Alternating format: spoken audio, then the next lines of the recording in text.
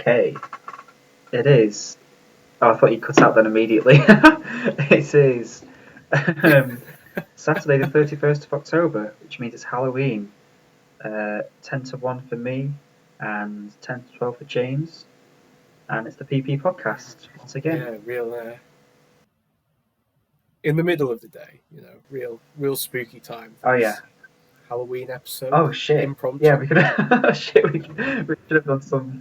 I've not watched any spooky movies. I've just watched rom-coms all week, so unless you find it Yeah. terrifying. I mean, a lot of Halloween movies are basically just like rom-coms, right? Like, there's some that are spooky, but some are just like That's goofy true. fun That's time. true. If I watched anything, I haven't watched anything spooky. I watched my horror. We talked about the horror Yes. I watched, right? Yes, we do. So like we should have saved that. Fucked up. Anyway,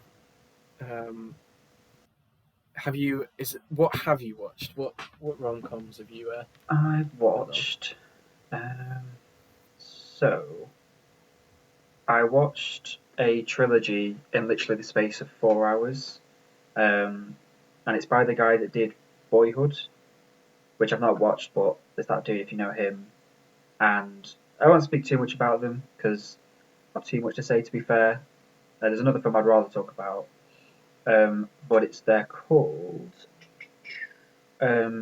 Before Sunset, Before Sunrise, Before Sunset, and After Midnight.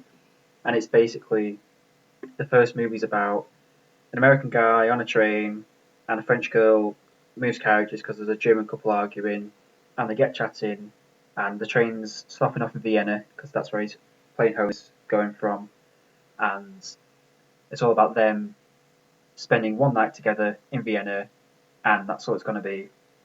And obviously, they fall in love. What's going to happen at the end? All that kind of shit. And it basically follows that. And then obviously, there's 3 movies, so as you can imagine, they do reconnect later in life. And it basically just follows their relationship from sort of like initial young lovers to I think it's 9 years later, and then being like, oh, did we miss out on our like the love of our lives kind of thing? And then it's the third movie, they're middle aged, the stresses of marriage, and it basically just follows them throughout. And they're really short. They're like 90, 85, like 100. So I watched one, and because I'm such a sucker for this kind of thing, I just sat in bed and watched like all 3 in a row. They're really good. I liked the second one the best. That got 5 stars. It was just like a very realistic. Oh wow! Yeah. I think from the person who has had 4 failed relationships in 5 years, it felt like a very realistic portrayal of these like international relationships, and then like marriage after being together for many a year. It just was like very fresh, and the characters themselves are like fantastic. It's Ethan Hawke, who's obviously been in loads of stuff, and a French American actress. Most of the time, it's just them walking and talking with like these incredibly long takes of a conversation, but with like they're in Vienna, or they're in Paris, or they're in on an island in Greece, and it's all shot really well. So I recommend those if you just fancy like even just watching the first one stands like on its own as like a fantastic movie. It's never cool. Yeah, if when sometimes you're in the mood to just put a lightweight, kind of romantic film on. Sucks me in every time. Yeah, yeah, and that's the kind of where we've like gone abroad and now we're falling for each other. Like that's quite a common, like a popular one. I watched in there. Not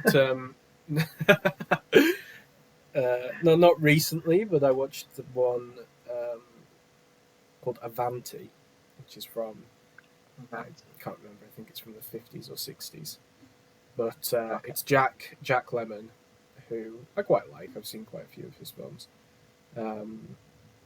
So he's like this like high flying executive who is like inheriting the company from his dad, who's just died, but his dad died in Italy. So he's gone out to collect the body, to bring him back for this big, expensive funeral in the US that like there's a lot of company people and shareholders supposed to be coming to. So he's expecting to turn up, have the body back within like a couple of days. Right, so it really plays into this, how long the bureaucracy takes, and like everybody's like, no, this isn't going to be done till, whenever. Yeah. Too late, not quick enough for him. But the romantic element is he arrives, and there's another woman there to collect a body as well, and it's because his dad died in a car crash with his mistress. So he's been every summer he's been going away to spend it with this woman and get away from his family. So he's like horrified to learn that his dad is like that's a good twist. has been having this relationship. So it was okay. It had some laughs in. I feel like it would have been funnier if they'd have maybe like given it a bit more time and let things. So like these delays happened, but they didn't like materially make him miss his deadline or anything. It was just the film. He needed it done by Tuesday, and the film played up until like the Tuesday. Whereas I think if they'd have lent more into that, where it had been like he arrived on Friday, was supposed to be leaving on, to get back, for whenever, and it had just been day after day of him missing his deadline. I feel like there was some missed opportunities there. So cool. Yeah, there's quite a lot for me to say about a film I don't recommend you watch.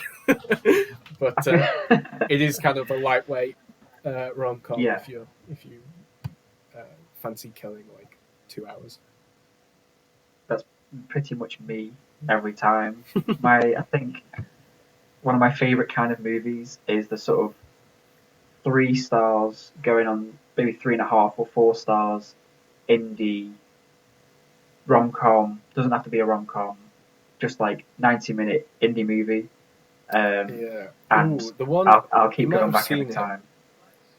You might have seen it. The one I'd recommend then, which is like pinnacle, fairly short rom-com. It's called like What If? I think it's like. I watched that. It's Daniel Radcliffe, right? Daniel Radcliffe, yeah. I feel like that one is very, very, very much in that vein. Definitely. I like, it's a 3-star experience. You have a good time. You feel good at the end. There's some quirky characters. There'll be like a nice supporting cast, that gets, a few minutes of screen time. Yeah. They're just nice. It's just, what you expect. And like some of them like are very forgettable and I never think about them again. Some of them are like more memorable.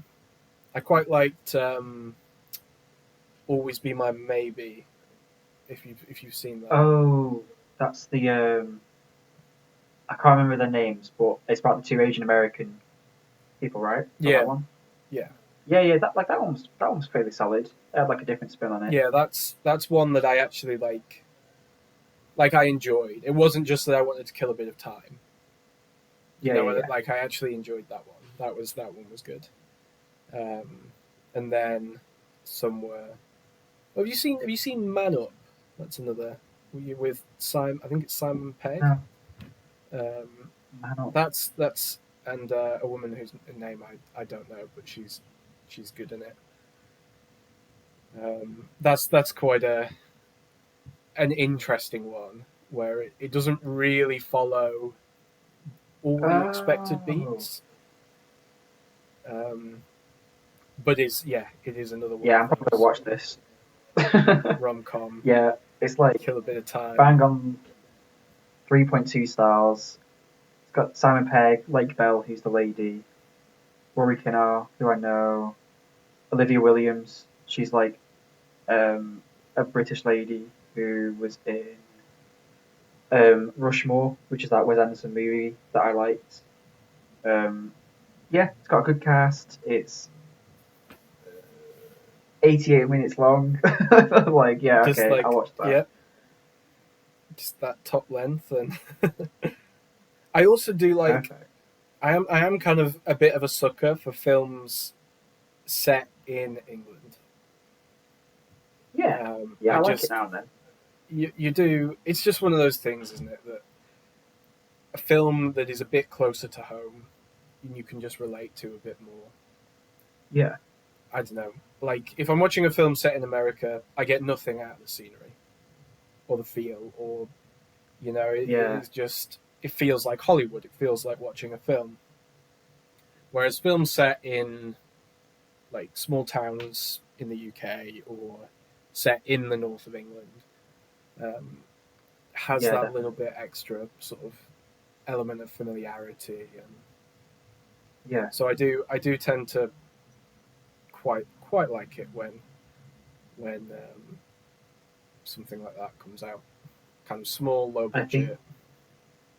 yeah, and I think even when like a movie is set somewhere else, but it can make you feel nostalgic for it, I think that's when a movie can really succeed. Because there's definitely like some movies where I'll watch it and maybe it's the way it's shot or like the locations or whatever the production, but when I like rewatch it again in like a couple of years, I feel nostalgia for those places without having actually ever been there, which is like Yeah, such a crazy like power that a film can have. I'm trying to think, yeah, so I yeah. can't think of any, but I've definitely experienced that, and it's like I've never been to LA. Like I'm not nostalgic about skateboarding. I never did that. Like what? um, but it still happens. Yeah. I think I get that more with fantasy places than with like films Oh yeah. films set in LA. I'm always kind of like, this is LA, and that's it. That's all I know. They've told me it's LA. I don't really get any feel. Maybe Right. I can Right. maybe like I understand the joke they're making about LA Hmm. or about the traffic, but Yeah. I Yeah. don't really relate. It doesn't have any kind of emotional connection with me. Um, Whereas somebody taking the tube, somebody on the Yeah. London Underground, um, sat, like slightly despondent, late at night, only one in there. Like, that's Yeah. an Yeah. experience I've had. Yes. Yeah. It's just um, you can relate to it, and it just has that little bit extra element of meaning for you. It's like it kind of comes back to as well when like if when people talk about representation in cinema and how Yeah. people like to see someone who looks like them, and you can just, I don't know, I can completely appreciate that when I sit and I think Yeah. about how just seeing a small northern town, people talking with a northern accent, like, does just make it feel that bit more real and that bit more personal than watching Yeah. somebody in America or somebody very posh in London. Um, Yeah. it's just like, that's not my life. It's not something I've experienced, and it's not really tying back to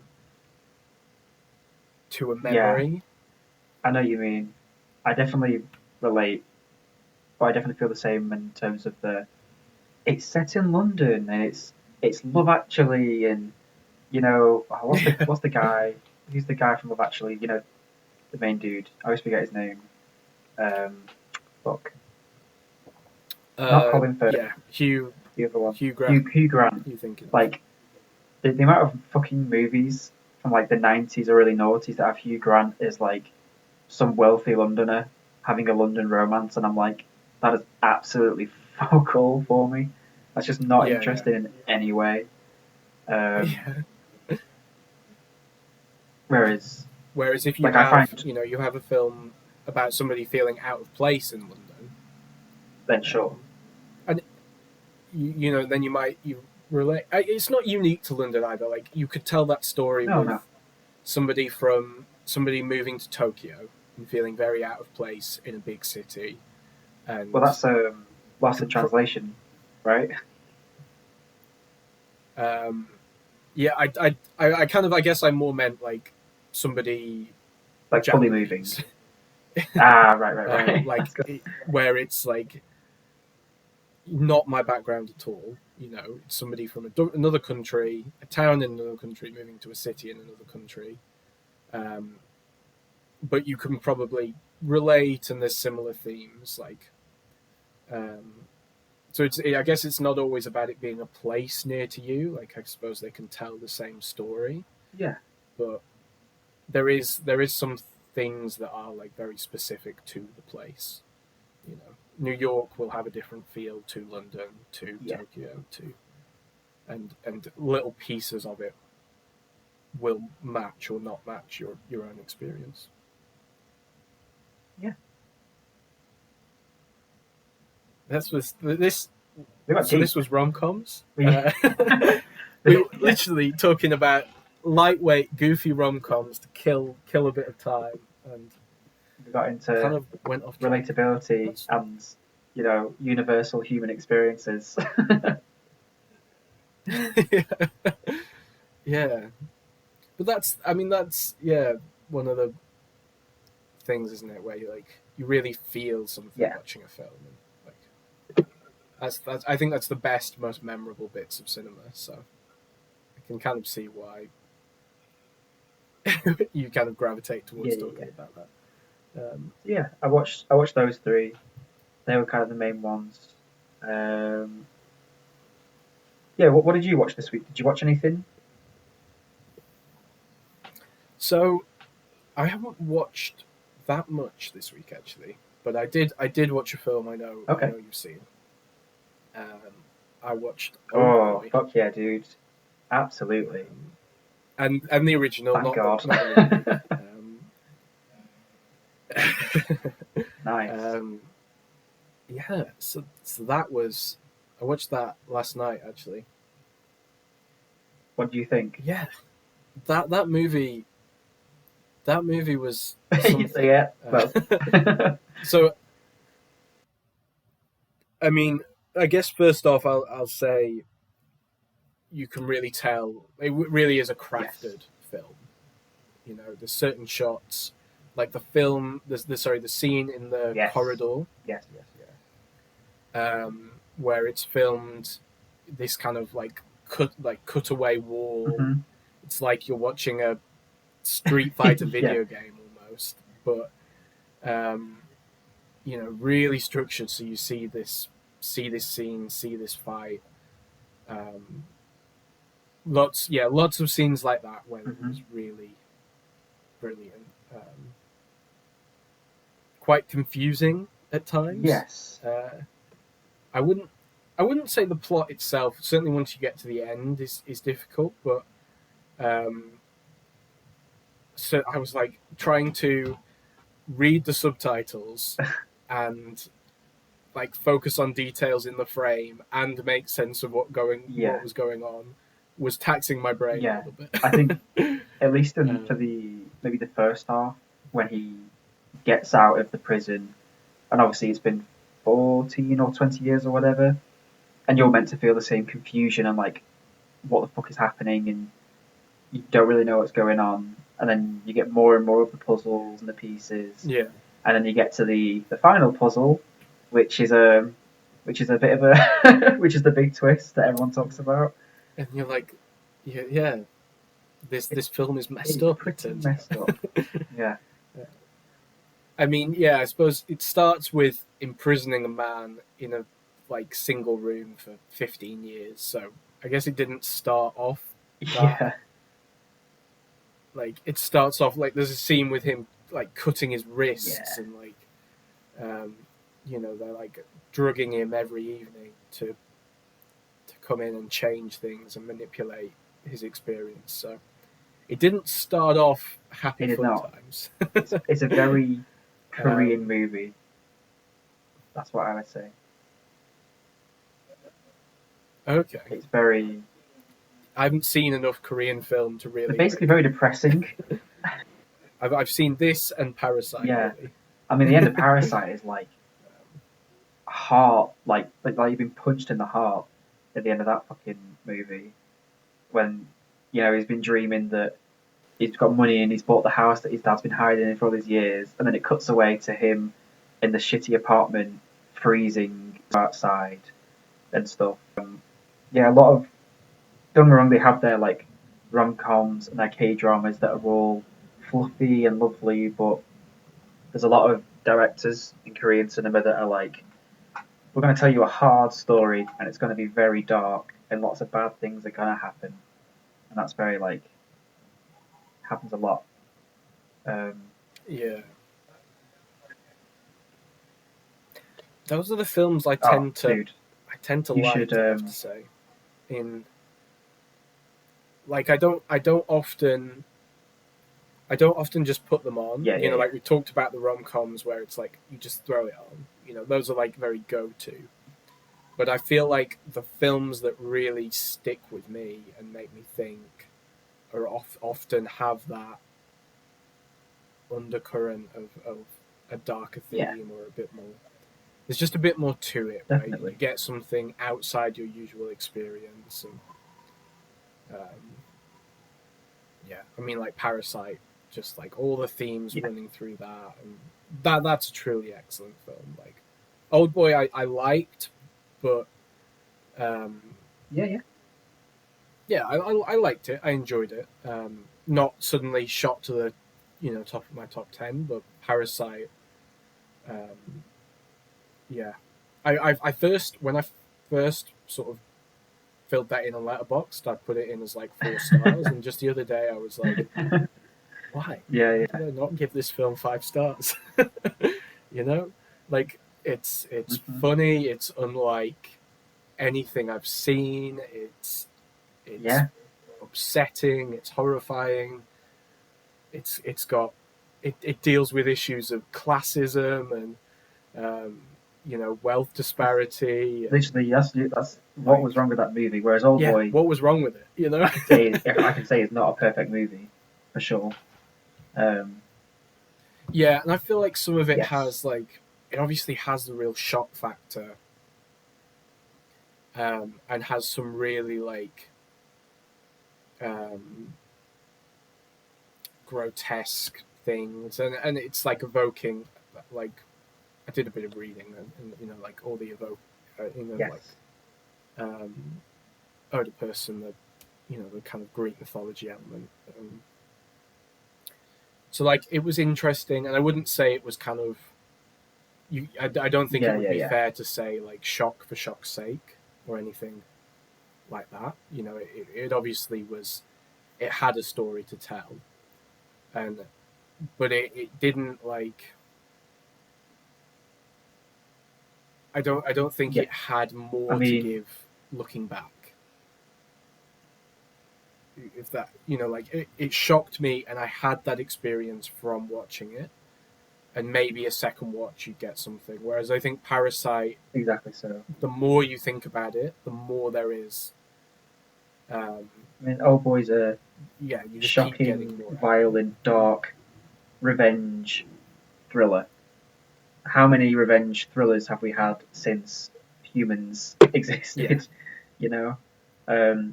And I love it. And it's 4 stars, and I think it's a great movie. But I think it obviously on like a rewatch loses a bit of something because you know all the twists, you know why it's all happening. Whereas that first time watching, and oh shit, he's been banging his daughter, and then he ripped his tongue out, and all this shit. I think he's done better movies since.